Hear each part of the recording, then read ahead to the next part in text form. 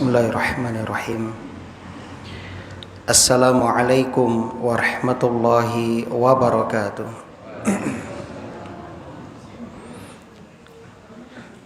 Innal hamdalillah nahmaduhu wa nasta'inuhu wa nastaghfiruh wa na'udzu billahi min syururi anfusina wa sayyiati a'malina. May yahdihillahu fala mudhillalah wa may yudlil fala hadiyalah. Asyhadu an la ilaha illallah wahdahu la syarikalah wa asyhadu anna Muhammadan abduhu wa rasuluh. Qala Allahu ta'ala fil Qur'an, a'udzu billahi minasyaitonir rajim. Ya ayyuhalladzina amanu taqullaha haqqa tuqatih wa la tamutunna illa wa antum muslimun.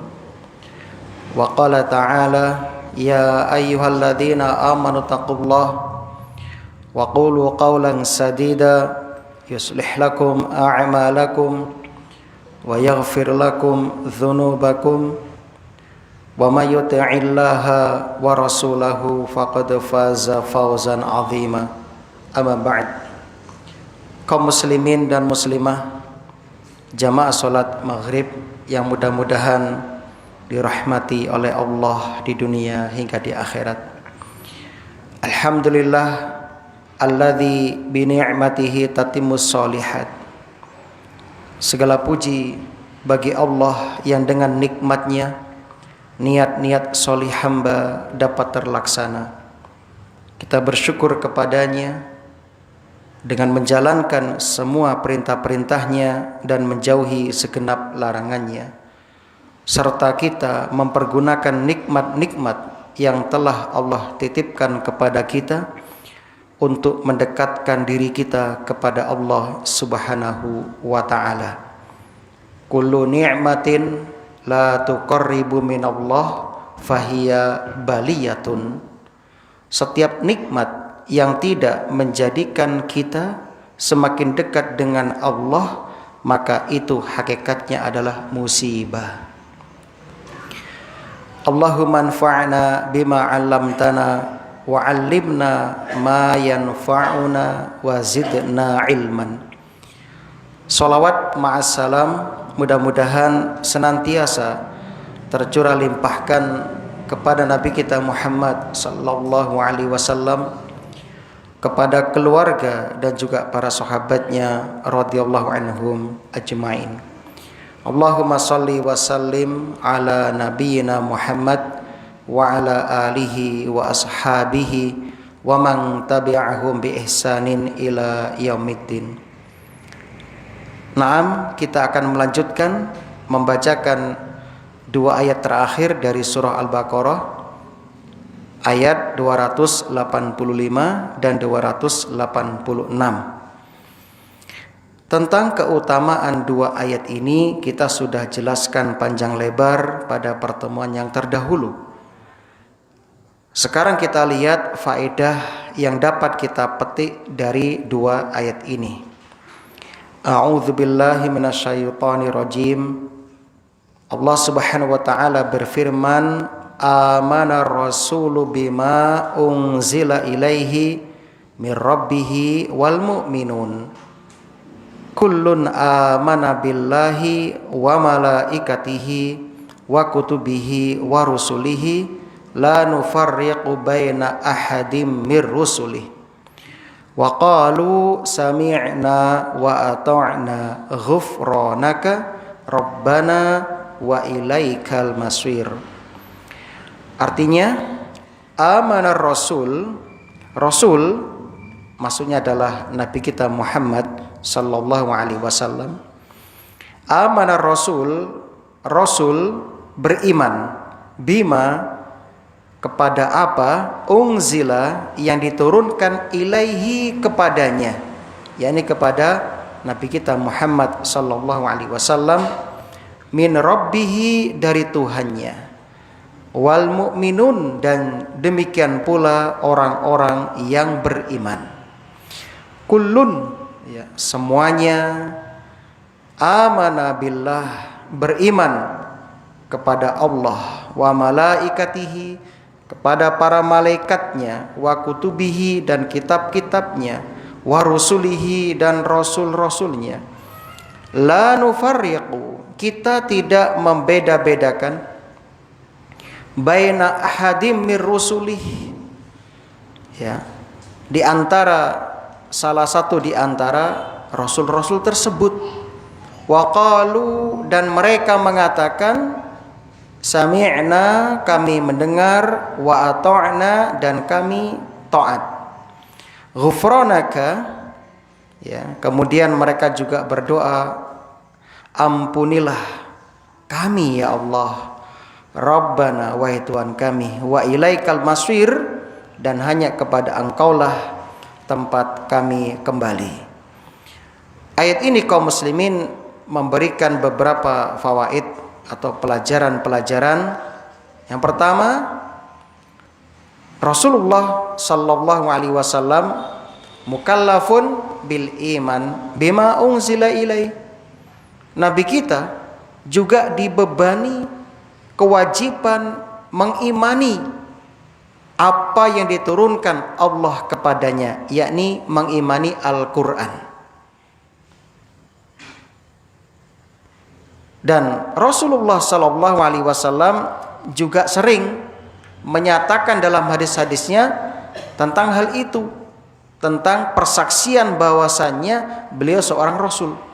Misalnya dalam hadis Al-Bukhari nomor 5443, kisah tentang Jabir yang punya hutang 1 tandan kurma kepada tetangganya Yahudi. Kemudian ketika musim panen tiba, Jabir ditagih oleh orang Yahudi tersebut, ternyata belum bisa membayar karena kebetulan kurmanya tidak panen. Kemudian Jabir minta tolong kepada Nabi supaya melobi orang Yahudi itu agar mau memberikan tempo lagi kepada Jabir. Lalu Nabi datang ke kebun orang Yahudi itu, ternyata ya syafaat Nabi, yakni pertolongan Nabi untuk Jabir, meminta waktu tambahan ya bagi Jabir untuk bayar hutang, ditolak. Sampai Nabi nego, tetap ditolak. Seharian Nabi di kebun nego, tetap ditolak. Akhirnya Nabi bertanya, Jabir, di mana tempat kemahmu atau gubukmu di kebun ini? Oh, di sana ya Rasul. Nah, Rasulullah pergi ke sana istirahat tidur. Kemudian Nabi bangun, ya, nego lagi, tetap ditolak. Akhirnya ya wes, lak ngono kurmamu dises enggak nguwo. Ya ini Rasul enggak berbuah. Ya sudah sini. Nabi datang. Nah, sekarang kamu rok kurma itu, di rok. Nah, ternyata jatuh dan berbuah. Nah, sudah, ini kamu ambil 1 tandan, bayar ke orang Yahudi itu. Pas dibayarkan ternyata masih turah, ya, masih turah. Nah, kemudian Nabi mengatakan, Asyhadu anni Rasulullah. Aku bersaksi bahwasanya aku utusannya Allah. Nah, Nabi ternyata juga bersaksi. Nabi juga dibebani untuk ini, mukallaf ini. Kenapa demikian? Karena Nabi itu seorang qudwah dan uswah. Nabi seorang panutan. Itulah sebabnya di sini dikatakan amanar Rasul. Nabi beriman. Begitu juga orang yang beriman, yaitu kulalan panjenengan, wajib beruswah kepada Nabi. Nah, Nabi juga bersaksi tentang dirinya sebagai Rasul, maka kita pun juga bersaksi beliau seorang Rasul. Nah, jadi semua yang ya, Nabi imani, kita pun wajib mengimaninya. Pelajaran yang kedua, ayat ini menunjukkan Al-Quran itu adalah kalamullah, firman-Nya Allah subhanahu wa ta'ala. Sebab Allah berfirman, bima unzila ilaihi mir rabbi, terhadap apa yang diturunkan kepadanya dari Tuhannya. Yang diturunkan kepada Nabi apa? Wahyu. Al-munazzal huwa al-wahyu. Ya. Jadi Quran itu bukan makhluk, tapi wahyu Allah. Dan wahyu ini ya merupakan salah satu di antara sarana kita berdialog dengan Allah Subhanahu wa taala. Ibnu Qayyim itu punya pembahasan khusus tentang cara-cara bagaimana supaya kita itu betul-betul berkesan dan bisa menghadirkan fungsi wahyu pada diri kita. Nah, ini tidak saya bahas di sini. Kapan-kapan kalau ada waktu akan saya bahas. Nah, kemudian pelajaran berikutnya, ayat ini Masya Allah mengandung isbat, penetapan tentang tingginya Allah. Di sini dikatakan bima unzila ilaihi mir rabbih, yang diturunkan kepadanya dari Tuhannya. Yang dinamakan turun itu dari atas ke bawah. Yang dinamakan turun itu adalah ya dari minal a'la ilal adna, dari atas ke bawah. Nah, bima unzila, yang diturunkan. Nah, berarti ya di sini menunjukkan tingginya Allah. Bahkan Allah punya nama Al-Ali, yang maha tinggi. Nah, begitu. Pelajaran berikutnya, ayat ini menunjukkan keagungan rububiyah Allah. Keagungan rububiyah Allah, di mana ya hal ini dapat kita ketahui dari penisbatan khusus Allah terhadap apa yang diturunkan ya darinya. Bima unzila ilaihi mir rabbih, dari Tuhannya. Sesuatu yang disandarkan kepada yang agung itu menunjukkan keagungan sesuatu tersebut. Karena Quran disandarkan kepada keagungan Allah, Rabb ya rabbih mir rabbih, maka ini menunjukkan Al-Quran itu sesuatu yang sangat agung dan luar biasa. Dan hanya orang yang ya diberi petunjuk yang bisa mengetahui keagungan Al-Quran. Kaum muslimin yang berbahagia, kemudian pelajaran berikutnya, orang-orang beriman itu ittiba kepada Rasul sallallahu alaihi wasallam. Allah berfirman, amanar rasulu bima unzila ilaihi mir rabbihi wal mu'minun. Nah, ini. Dan orang-orang yang beriman. Jadi kita itu wajib ittiba kepada Rasulullah sallallahu alaihi wasallam. Ya, pelajaran berikutnya, kullama kanal insanu aqwa imanan bir rasul sallallahu alaihi wasallam kana asyaddu ittiba'an lahu. Masya Allah. Jamaah, dari sini kita tahu setiap kali seorang hamba itu kuat keimanannya kepada Rasul, maka dia akan menjadi orang yang paling kuat ittiba'nya kepada Rasul. Semakin ya, tinggi keimanan kita, semakin kuat keimanan kita kepada Rasulullah sallallahu alaihi wasallam, maka semakin kuat ittiba kita, mengikutinya kita kepada Rasulullah sallallahu alaihi wasallam. Maka dapat dipastikan orang yang paling ya semangat mengerjakan amal solih yang dicontohkan oleh Rasulullah sallallahu alaihi wasallam, itu tandanya dia yang paling cinta kepada Rasulullah sallallahu alaihi wasallam. Rasul tidak pernah meninggalkan sholat rawatib. Maka orang yang ya tidak meninggalkan sholat rawatib, maka dia termasuk orang yang paling kuat ya kecintaannya, keimanannya kepada Rasul. Nah, jadi kita berusaha semaksimal mungkin berittiba, mengikuti, bertaasi, mencontoh Rasulullah sallallahu alaihi wasallam semampu kita dalam masalah ibadah. Naam. Kemudian pelajaran berikutnya, bahwasannya iman ya, imannya Rasul sallallahu alaihi wasallam dan imannya orang-orang yang beriman kepada semua yang disebutkan dalam usuluddin atau pokok-pokok agama ini, yaitu iman kepada Allah, iman kepada malaikat, iman kepada kitabnya, kepada rasulnya. Di sini dituntut dengan iman yang sempurna. Artinya semua kita imani, nggak boleh kita pisah-pisahkan. Bahkan kalau bisa cabang-cabang iman itu kita berusaha untuk menerapkan dalam aktivitas kita sehari-hari. Karena iman itu bukan hanya hiasan di dalam lisan. Aku iman loh, bukan. Iman itu bukan hanya keyakinan dalam hati. Ya. Tapi iman itu satu kesatuan yang tidak bisa dipisahkan. Disebutkan dalam hadis Ibnu Majah. Ketika Ali bin Abi Thalib ditanya tentang definisi iman, maka beliau mengatakan iman itu adalah ma'rifatul qalbi atau tasdikun fil qalbi wa iqrarun bil lisan wa amalun bil arkan. Iman itu mengenal, meyakini, membenarkan di dalam hati, mengucapkan dengan lisan, dan membuktikan dengan amalan tubuh, anggota tubuh. Itulah sebabnya ketika menyebutkan hal ini, Rasulullah SAW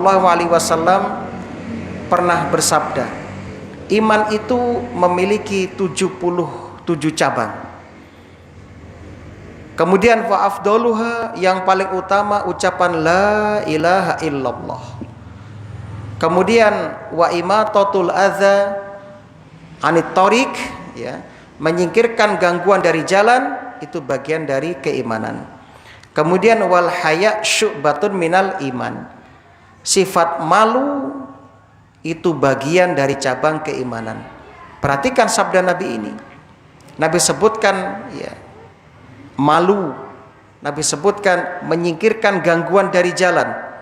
Imatatul adza anit thariq. Nabi sebutkan ucapan la ilaha illallah.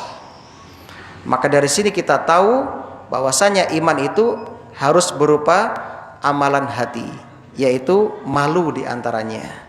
Kemudian lisan seperti ucapan la ilaha illallah. Kemudian menyingkirkan gangguan dari jalan, itu gambaran dari amal arkan, amal jawari, perbuatan anggota badan kita. Sehingga dalam kitab Syu'abul Iman yang ditulis oleh Imam Al-Baihaqi rahimahullah disebutkan untuk cabang anggota hati itu ada 30 cabang. Untuk cabang amalan lisan itu ada 7.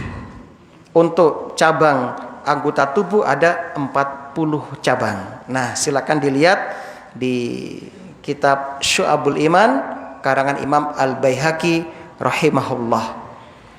Alhamdulillah, ini sudah diterjemahkan ke dalam bahasa Indonesia oleh Pustaka Darus Sunnah.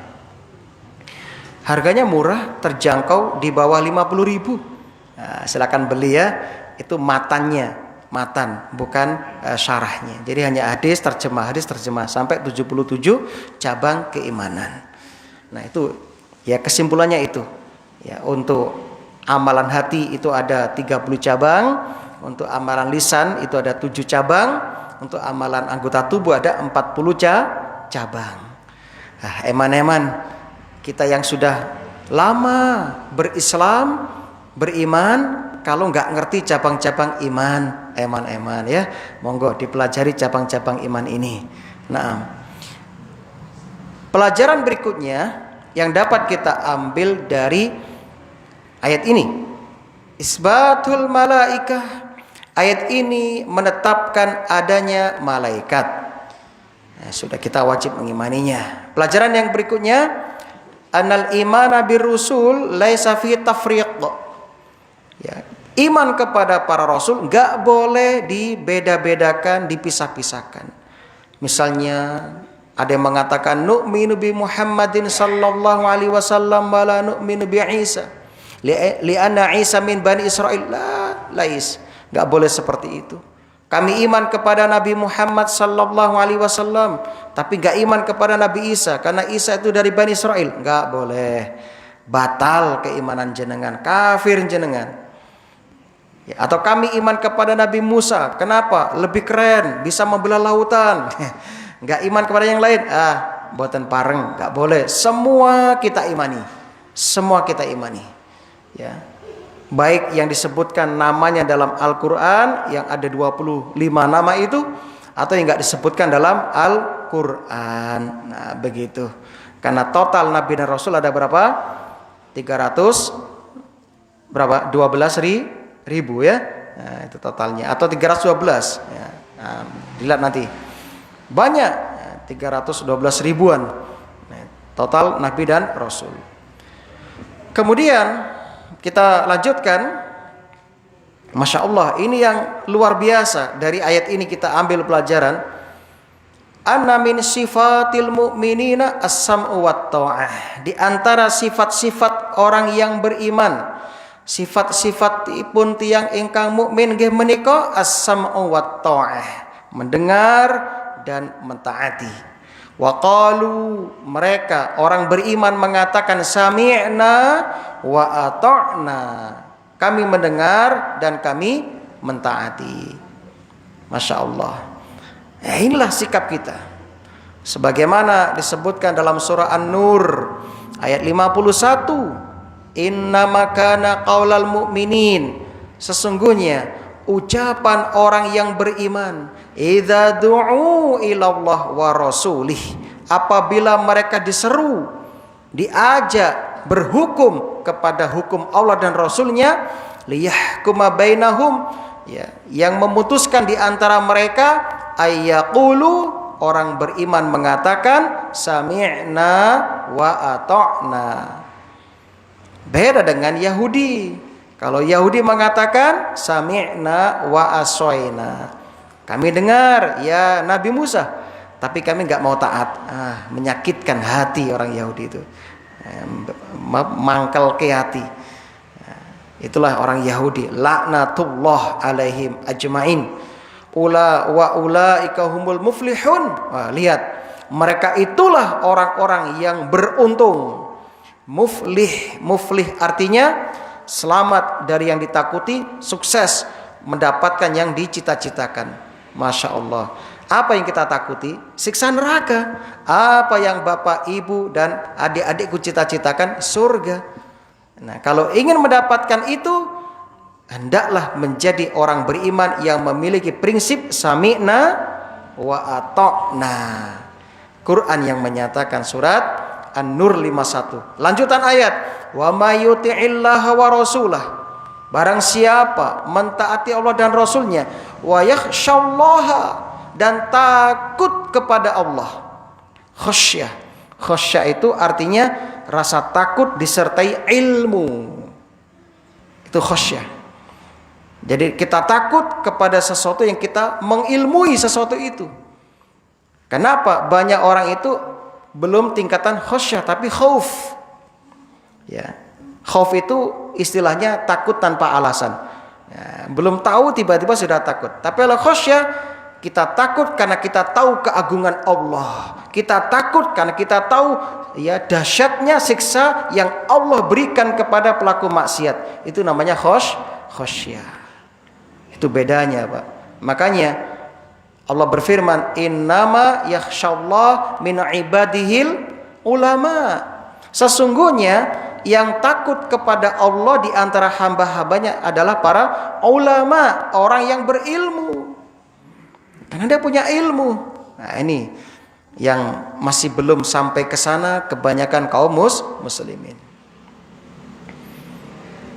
Nah, kemudian kata Allah, wa yattaqhi, dan dia akan dijaga oleh Allah, ya, dan takut kepada Allah, faulaika humul faizun, maka mereka itulah orang yang faizun, mendapatkan kesuksesan. Faiz itu artinya menang, sang juara. Nah, maka cita-cita kita yang tertinggi, cita-cita hakiki adalah selamat dari neraka, sukses dimasukkan ke dalam surga. Allah berfirman dalam surah Ali Imran, faman zuhziha 'anil nar wa udkhilal jannata faqad faz.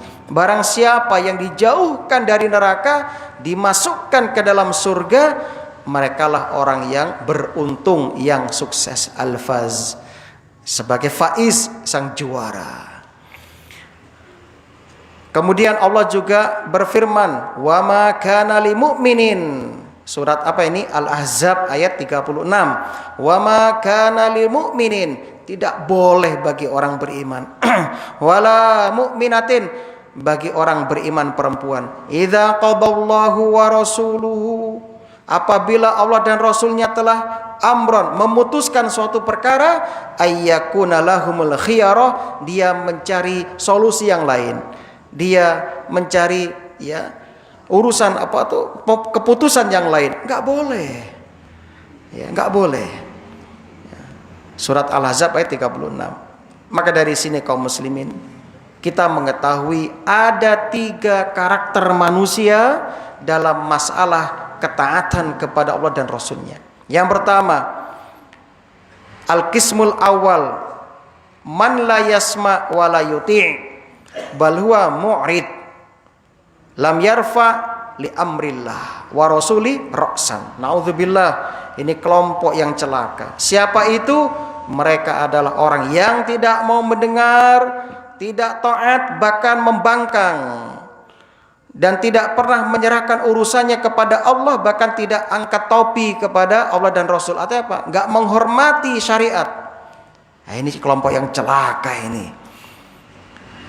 Ini jenis manusia yang pertama dalam kehidupan ini ketika menghadapi syariat.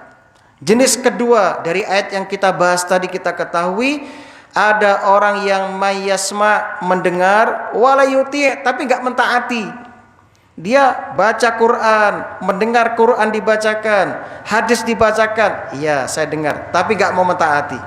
Balwa mustakbar, bahkan dia menyombongkan diri, bahkan menjadikan ayat-ayat Allah sebagai huzwa, sebagai bahan olok-olokan, sebagai bahan ejek-ejekan. Naudzubillah, beristihza kepada Al-Quran.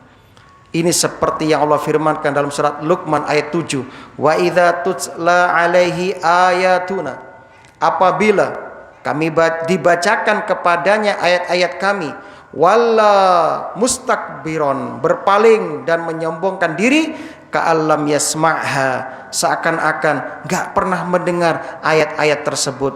Ka'anna fi udhunaihi waqra, seakan-akan ada penyumbat di telinganya. Fabashshirhu bi'adzabin alim, sampaikan kabar gembira kepadanya dengan siksa yang pedih. Seperti ucapan Yahudi, wa qalu sami'na wa asoina. Al-Baqarah 93. Nauzubillah, ini lebih parah dari yang pertama ini ya. Nah, yang pertama enggak dengar, enggak mentaati, jelas kafirnya. Ini mendengar tapi enggak mau mentaati, kan ngece namanya ini. Nah, ini bahaya ini ya.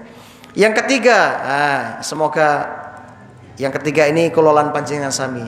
Mayyasma wa yuti', orang yang mendengar dan mentaati. Mereka lah orang-orang yang beriman. Mereka lah yang dikatakan oleh Allah dalam surah Al-Ahzab ayat 71, wa may yuti'illaha wa rasulahu faqad faza fawzan 'azima. Barang siapa yang mentaati Allah dan Rasul, maka sungguh dia akan mendapatkan kemenangan yang besar. Alhamdulillah, nikmat yang besar ketika kita diberi hidayah, petunjuk oleh Allah, mampu mendengarkan kebenaran, mengamalkan kebenaran, mendakwahkan, memperjuangkan kebenaran, dan mati di atas kebenaran. Masya Allah. Pelajaran berikutnya yang dapat kita ambil dari ayat ini, setiap orang itu membutuhkan ampunan Allah. Ghufranaka. Ini mirip dengan doa apa ini? Keluar kamar mandi. Ghufranaka, ampunanmu ya Allah. Masya Allah, nikmat Allah kata sangat ya, banyak sekali yang telah diberikan kepada kita, termasuk nikmat berupa kesehatan, nikmat dimudahkan buang kotoran, ya, buang air. Masya Allah, karena begitu besar nikmat itu dan terus terulang terjadi, kita belum sempat dan belum mampu mensyukuri, diberi nikmat lagi, maka tidak ada yang mampu kita perbuat kecuali kita mengakui kelemahan kita. Karena nggak mampu mensyukuri nikmat yang begitu besar dan bersifat terus menerus itu, maka kita mohon ampun atas kelemahan kita. Kita ucapkan setelah buang air, ghufranaka, nikmat yang besar. Coba Anda bayangkan, kalau setiap buang air Anda harus operasi, mau kencing operasi kencing itu berapa itu? Yang nggak ikut BPJS itu mahal, itu jutaan. Anggaplah sekali operasi nggak bisa kencing itu 7 juta. Anda satu hari kencing berapa kali? 3 kali, berarti 7 yuto ping telu. Wah kan, selikur yuto. Aduh, bangkrut Pak. Satu hari 21 juta. Ini baru nggak bisa kencing, sekarang nggak bisa BAB, nggak so ngentut aja rasanya kayak ngono. Nah, nikmat ini besar dan ini terus terulang. Karena terus terulang, apalagi yang tinggal neng deso ya, yang mudah air dan sebagainya. Nah, banyak yang lupa,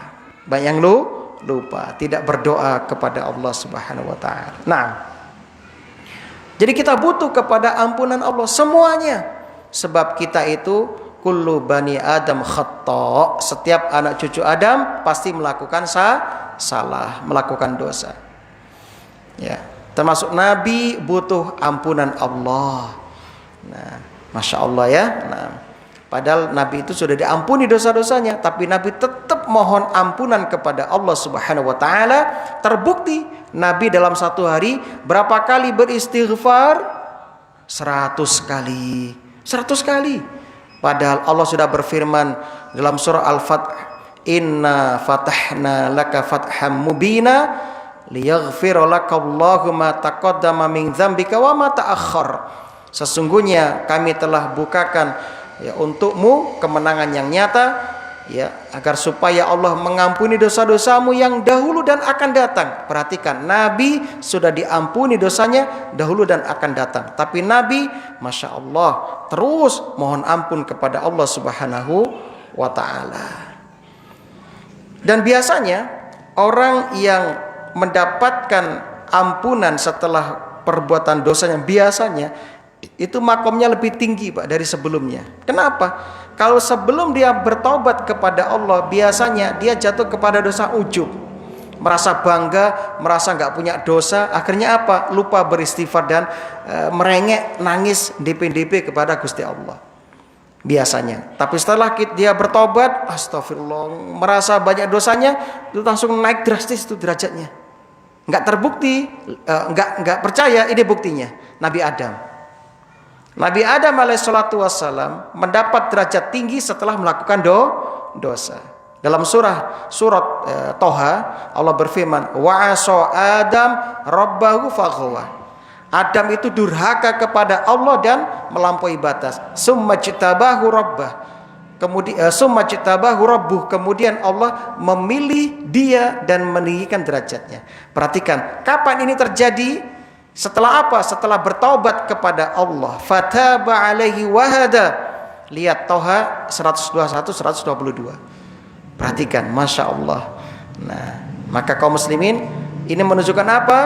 Setiap hamba selesai bertaubat, beristighfar, mohon ampun, tinggi derajatnya, tinggi makomnya di hadapan Allah Subhanahu wa ta'ala. Yang terakhir, ayat ini menunjukkan sikap tawadhu'nya orang beriman, di mana mereka mengatakan sami'na wa ata'na. Dan juga ayat ini menegaskan ya, kita itu sekali lagi tempat kembalinya hanya kepada Allah Subhanahu wa ta'ala. Wa ilaikal masir. Karena itulah kita wajib lujuk kembali kepada Allah Subhanahu wa ta'ala. Jangan sombong, jangan angkuh, jangan takabur. Kita itu ya semuanya sedang menuju kepada Allah Subhanahu wa ta'ala. Semangat beramal, ingat jatah umur kita semakin hari semakin berkurang. Jatah umur kita makin berkurang. Ya, jatah umur kita makin berkurang. Dan kita semua sedang menuju kepada kematian kita. Semoga ini bermanfaat. Cekap. Alhamdulillah. Cakap ya. Gak ada pertanyaan berarti kan? Hah? Coba, ini ada sedikit titipan dari Ketua Ranting. Gimana tadi pertanyaan Bapak?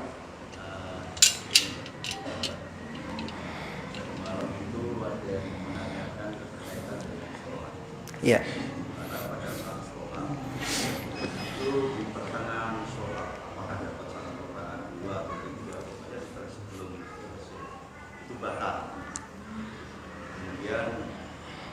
Dia berwudu dulu, nah, setelah berwudu kembali mengikuti sholat lagi. Setelah itu apakah berangkat dari awal lagi atau melanjutkan berapa rakaat yang sudah dilakukan? Nah, kaum muslimin yang berbahagia, sholat itu sebagaimana definisinya adalah sebuah amalan yang diawali dengan takbiratul ihram, diakhiri dengan salam. Berarti sebelum salam lalu ada keterputusan karena batal, maka selesai, dia harus mengulang dari awal lagi. Itu satu paket, ya, itu satu paket. Ketika batal di akhir tetap ngulang dari awal lagi. Misalnya Anda sudah tahiyat akhir ngentut, waduh, wudu, balik meneh, melok imam meneh tahiyat akhir terus melok salam, nggak bisa. Anda harus ngawal dari ulang lagi karena satu paket, ya. Jadi ketika Anda itu baru dapat 2 rakaat, kemudian Anda batal, berwudu, Anda masuk, ikuti terus imam sampai selesai, lalu kekurangan Anda ditambah. Nah, lalu setelah itu Anda salam. Nah, itulah yang benar. Makatan. Nah, subhanakallahumma bihamdika asyhadu an la ilaha illa anta astaghfiruka wa atubu ilaik. Assalamualaikum warahmatullahi wabarakatuh.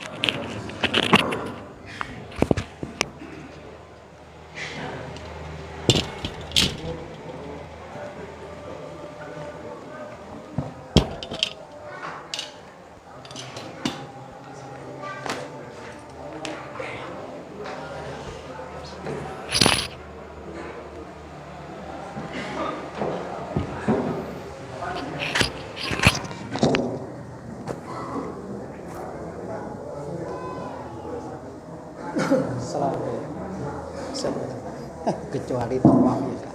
Oh iya, tadi kan pertanyaannya